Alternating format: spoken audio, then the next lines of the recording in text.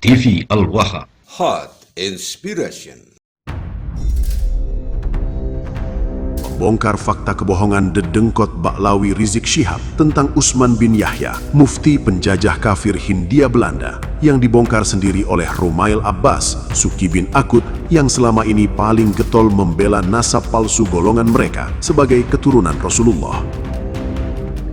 Ini ulama-ulama dari Jakarta dan sekitarnya, dari Bogor, Tangerang, Bekasi, semua mereka rame-rame datang belajar ke Habib Utsman, ya kawan. Sampai Habib Utsman ini dimuftikan oleh mereka, bukan dimuftikan oleh Belanda, ya kawan. Saya melihat ini seperti seorang karyawan yang menulis surat kepada HRD-nya ketika beliau menyodorkan diri supaya diusulkan oleh SNUK untuk menjadi mufti. Mana-mana manggil Habib Utsman mufti.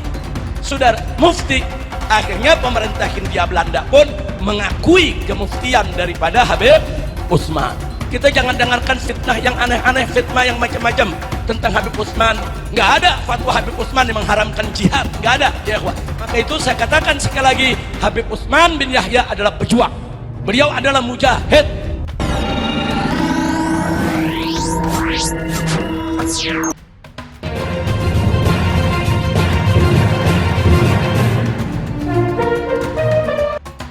Dulu TV Al-Waha, bagi Anda yang ingin menyambung batin dengan Kiai Haji Imaduddin Utsman Al-Bantani bersama Gus Abbas Bilyasi, silahkan Anda miliki buku Amalan Wirid Kerezekian dari Kiai Haji Imaduddin Utsman Al-Bantani dan Gus Abbas Bilyasi. Insya Allah dengan memiliki buku Amalan Wirid Kerezekian dari Kiai Haji Imaduddin Utsman Al-Bantani dan Wirid Penjagaan dari Gus Abbas Bilyasi, Anda akan tersambung secara batin. Milikilah buku ini dengan menghubungi nomor 0814214981123. Dan dengan memiliki buku ini, insya Allah Anda telah bersama-sama perjuangan Wali Songo Indonesia Laskar Sabilillah, karena hasil penjualan buku ini dialokasikan pula untuk perjuangan Wali Songo Indonesia Laskar Sabilillah di daerah kami. Bukan kaum Habib namanya jika golongan mereka tidak berdusta. Bicara seenak udalnya tanpa dilandasi dengan data dan fakta untuk menipu umat Islam bangsa Indonesia.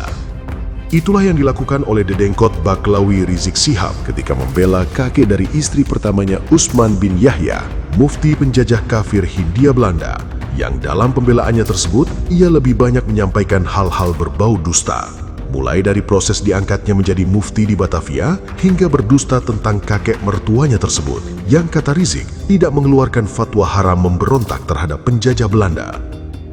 Dalam proses pengangkatan Utsman bin Yahya sebagai mufti oleh penjajah kafir Hindia Belanda, si keturunan imigran Rizik ini melakukan kebohongan besar mengingkari bukti-bukti sejarah, menipu umat Islam bahwa Utsman bin Yahya sudah dimuftikan lebih dulu oleh para ulama Nusantara. Dan karena itulah, akhirnya kerajaan Belanda mengangkat si Utsman itu sebagai mufti di Batavia.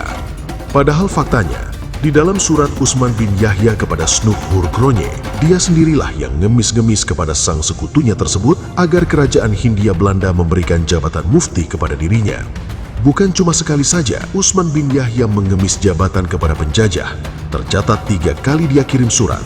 Yang pertama, tanggal 30 Agustus 1886, kemudian disusul tanggal 4 Januari 1887, dan yang ketiga pada tanggal 8 Juli 1888.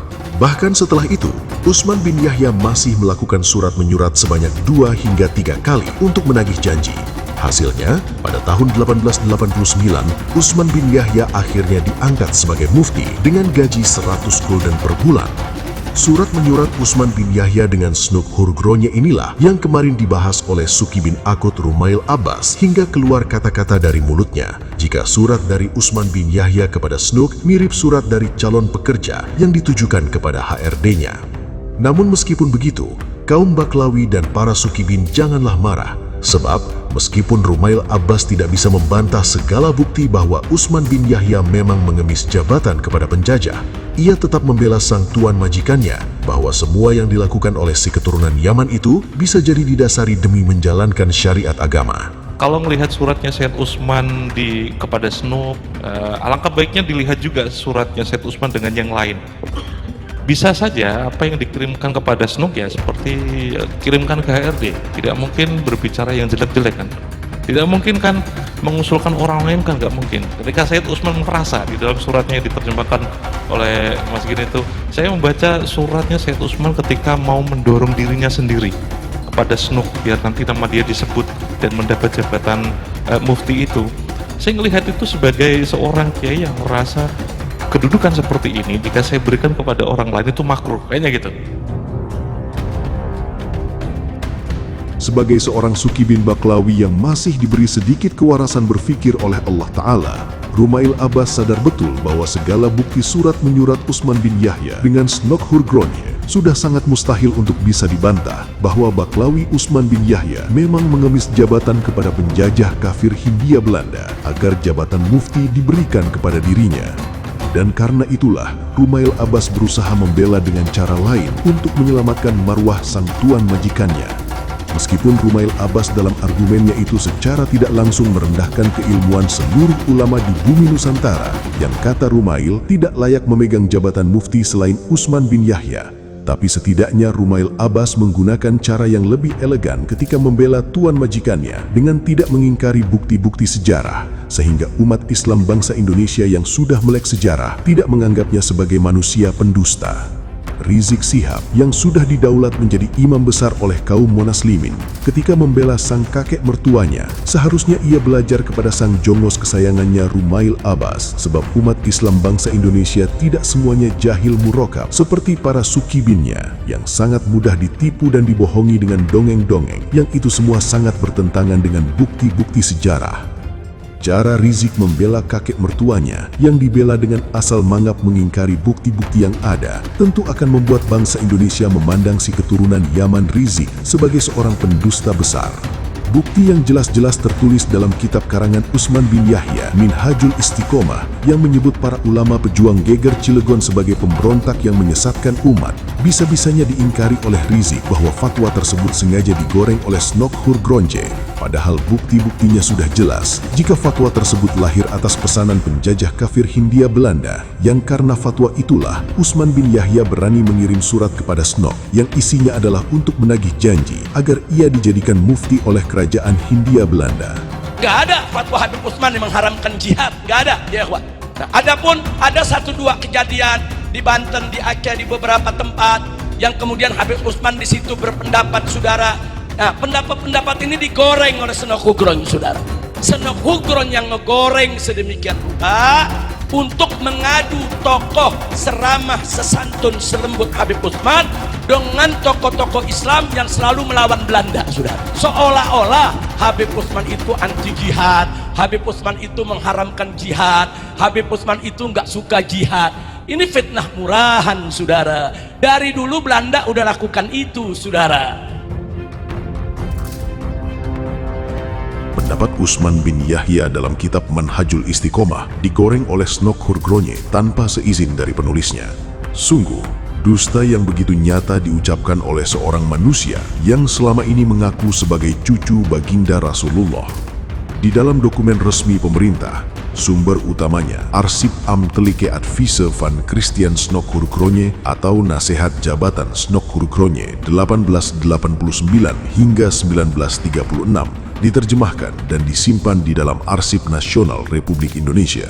Di dalamnya tertulis, setelah peristiwa geger Cilegon tanggal 9 Juli 1888, pemerintah kolonial meminta penasihatnya Snook Hurgronje untuk meredam semangat perlawanan bangsa Indonesia berbasis agama yang masih tersisa. Tanggal 8 Juli 1888, Snook menghubungi Utsman bin Yahya meminta agar si keturunan Yaman itu menulis risalah bahwa perlawanan umat Islam kepada pemerintah bukanlah jihad, melainkan kerusuhan. Januari 1899, Utsman bin Yahya selesai menulis kitab Manhajul Istiqomah di mana fatwa tersebut tercantum. Kemudian kitab itu dicetak secara massal oleh pemerintah kolonial dan disebarkan ke seluruh masjid dan pesantren di Pulau Jawa.